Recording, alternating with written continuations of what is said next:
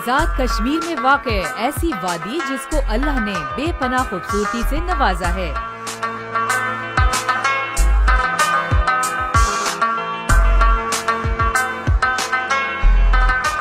जहां बर्फ से ढके पहाड़,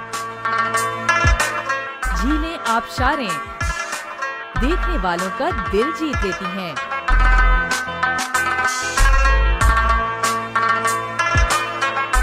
आइए हम आपको दिखाते हैं ऐसी वादी जिसका नाम है वादी नीलम।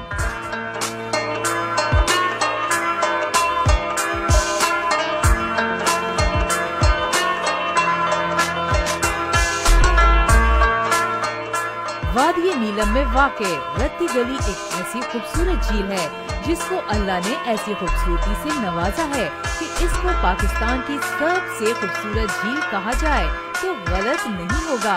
आइए देखते हैं इस झील के दिल फरेब मनाजिर।